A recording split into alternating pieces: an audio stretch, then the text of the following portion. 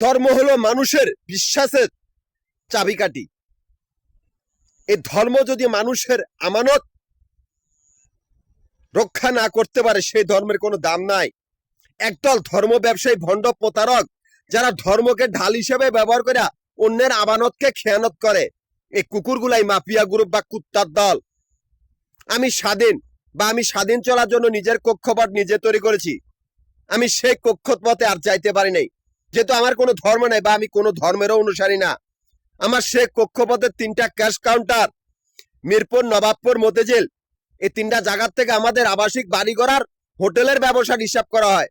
অথচ একদল কুকুর মাফিয়া গ্রুপের কুত্তার দল, যারা ধর্ম ব্যবসায়ী, সে কুকুরগুলার আস্তানা আবার এই ক্যাশ কাউন্টার গুলার সামনে, যারা নিকৃষ্টতম জঙ্গি সংগঠন আর নিকৃষ্ট ডাকাত দল, নিকৃষ্টতম হাইজ্যাকার আর নিকৃষ্ট অজ্ঞান পার্টি, এই কুত্তার বাচ্চাগুলারে আস্তানা আমার ক্যাশ কাউন্টার গুলার সামনে।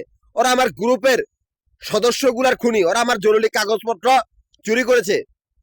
এজন্যই এই কুত্তার বাচ্চাগুলার জন্যই আমি সেদিকে আজ যাইতে পারি নাই। আমি অসুস্থ হইয়া, এমনকি আমি অসহ্যকর হইয়া রাস্তাঘাটে কতগুলি অজাত কুকুরের সাথে পাগলামিতে লিপ্ত ছিলাম, যেহেতু আমার ব্রেন সিটি ঠিক ছিল না। এই অজাত কুকুরগুলা নিকৃষ্ট জানোয়ার আর নিকৃষ্ট ধর্ম ব্যবসায়ী, যারা ব্যাংকের ভিতরে আর আমরা ব্যাংকের বাইরে, ওদের কোনো আমি অস্তিত্ব বা কর্তৃত্ব রাখি নাই।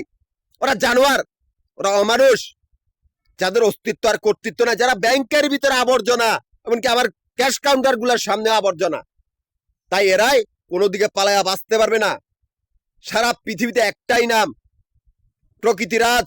প্রকৃতি কোনো সময় কাউকে ছাড়পত্র দেয় না। আমিও সেই প্রকৃতির শূন্য একটি পরমাণু বা পথিক।